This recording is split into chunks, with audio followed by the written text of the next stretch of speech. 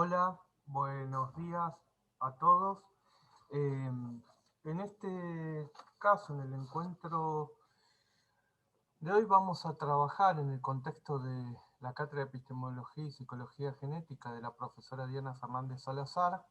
Vamos a trabajar un capítulo, el capítulo 5 de uno de sus libros junto al profesor Carlos Neri, eh, el libro llamado Telarañas de Conocimiento, eh, y en el contexto del módulo que estamos trabajando en esta semana respecto a cogniciones distribuidas, vamos a trabajar este capítulo 5 que lo han llamado hacia una web menos tonta, la web y la inteligencia justamente distribuida. Bien, para comenzar tenemos que pensar que el texto va a hablar entonces de las características en cómo fue avanzando la web y que esto nos permita pensar a nosotros en una nueva manera de entender la inteligencia. Cuando pensamos en cómo se inició la web 1, tengamos en cuenta que era solo una web de lectura de textos donde no se tiene en cuenta lo que significa una determinada frase. En cambio, como dice la profesora Salazar, la web 2.0, y esto es una frase que está en el capítulo 4 del libro que les mencioné, me pareció pertinente porque dice, vendría a ser la confluencia en la web de nuevas tendencias de desarrollo, centrado por supuesto en las redes sociales, las creaciones colaborativas, donde Internet se empieza a entender como una herramienta cooperativa y participativa, donde cobra importancia una arquitectura de la participación. Y puntualmente en el capítulo 5 se va a trabajar el último escalafón actual, podríamos decir nosotros, lo que se conoce como la web semántica o web 3. La web semántica proporciona una información donde esta información va a tener un determinado significado bien definido y esto mejora de alguna manera la forma en que las máquinas y las personas trabajan en cooperación. Van a leer ustedes en el capítulo 5 que la profesora Salazar plantea que esta nueva estructura que nos permite la web semántica, esta nueva estructura que se incorpora, pasa a tener la capacidad ejecutiva de las formas de la inteligencia artificial, ¿no es cierto?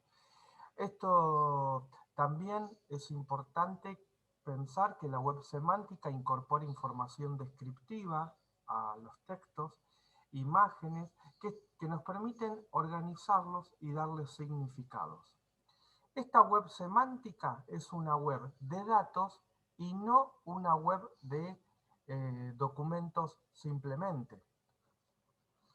Ahora bien, como dice en el capítulo 5, los usuarios pueden establecer jerarquía, etiquetados dentro de este mar de datos que hay en la web, conformando esta forma de organización, justamente que es lo que se llaman las folsonomías.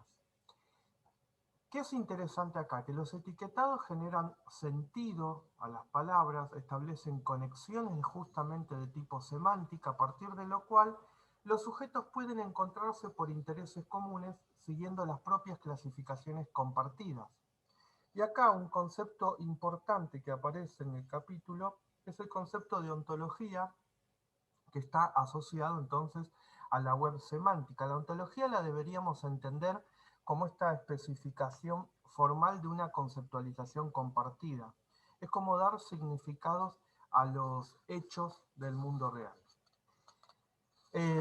Ustedes en el capítulo 5 que se habla de ontología, en el capítulo 4 de este mismo libro hay un ejemplo de ontología que a mi gusto esclarece mucho.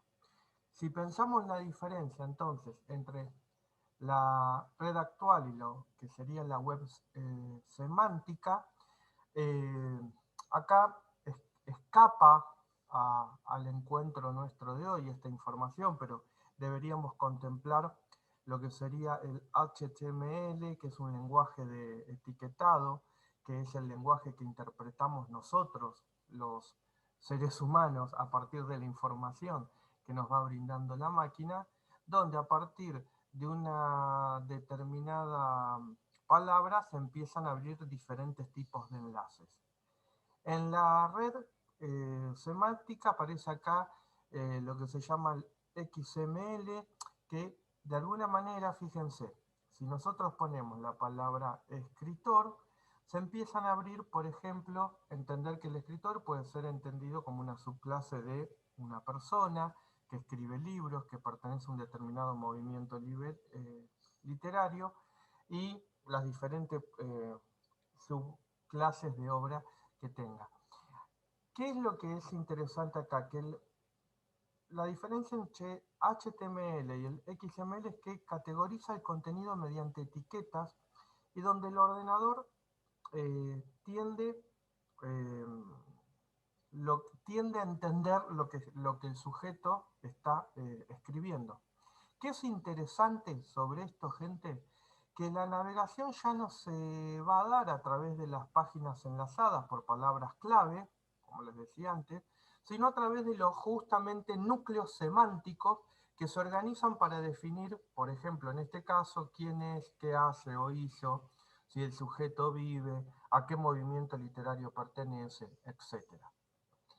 Así, la web semántica, como plantea la profesora Salazar, claramente dice que la web semántica amplía las posibilidades de acceso, de comunicación y construcción de instancias participativas y de colaboración en medio de una diversidad de lenguajes, interfaces y narraciones de los sujetos que las pueblan. ¿Qué es interesante acá? Que esto nos permite otra manera, nos permite pensar en otra manera de entender justamente el concepto de inteligencia, donde, como ustedes ya vieron en los videos que subió el profesor Cristian Joffre, tenemos acá el concepto de inteligencia distribuida. Esto denota de alguna manera que hay una participación, que la participación colectiva de los sujetos, la actualización continua de la información, unido a los diferentes vínculos sociales que se van dando, nos permite pensar en una inteligencia distribuida, como decíamos, o colectiva. Ahora bien, en el capítulo 5, la profesora Salazar retoma algunas cuestiones importantes de autores que vienen trabajando en el tema. Uno de ellos es Roy Depie, que Roy Depie plantea que la inteligencia, como ya sabemos, debe concebirse como ejecutada y no como poseída. Miren qué interesante la forma en que lo describe. Se trata de un emergente que surge del pensamiento de las personas en acción. Entonces, entender la inteligencia como distribuida es entender que los recursos que dan forma a la actividad y la hacen posible justamente están distribuidos en configuraciones entre las personas, los entornos y las situaciones.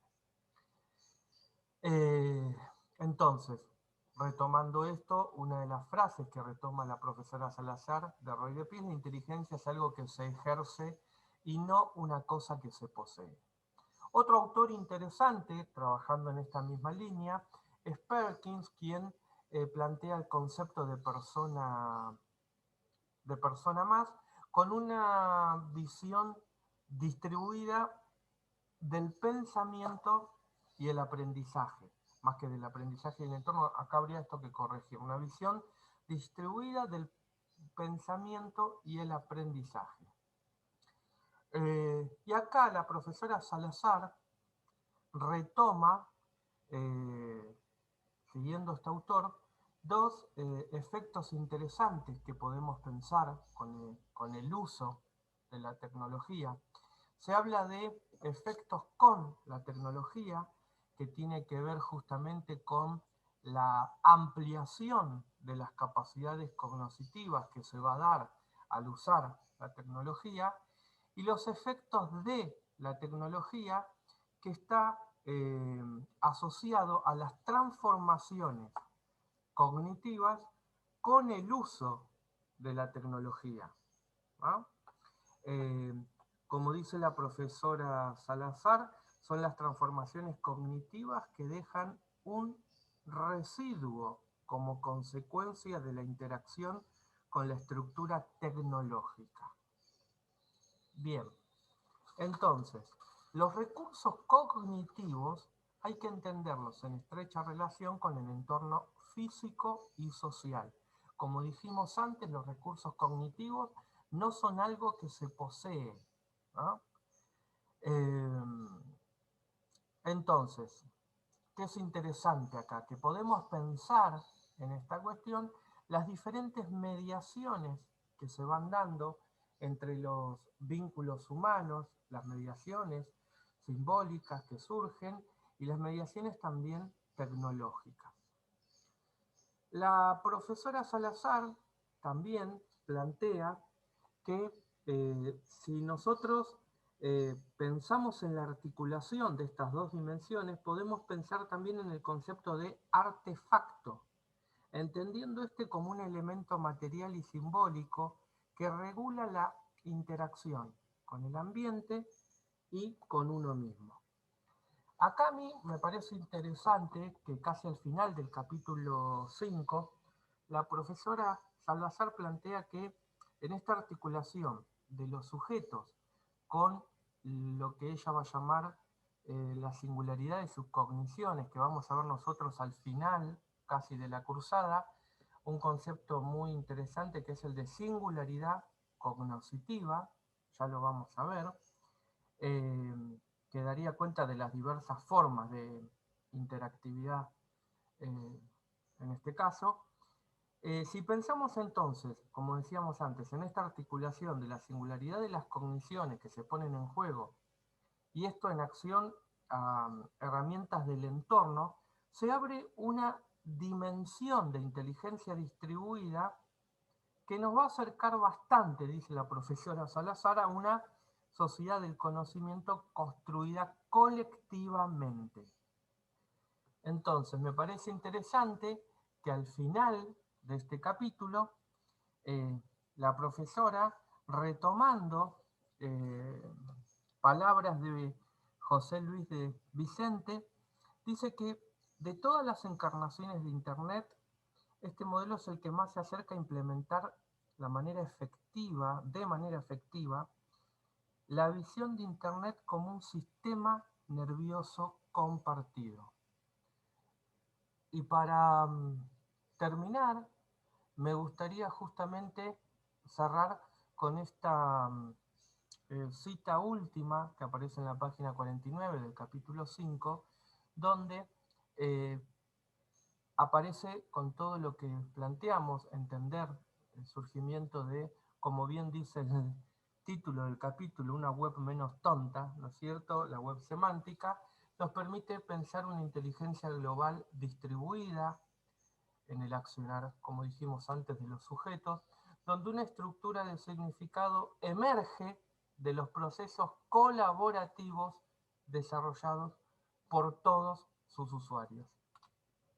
Les agradezco y este capítulo y este videíto acompaña los videos que están también acá subidos a cargo de Cristian Jofre, donde hemos trabajado puntualmente y más en desarrollo el concepto de inteligencia y cogniciones distribuidas.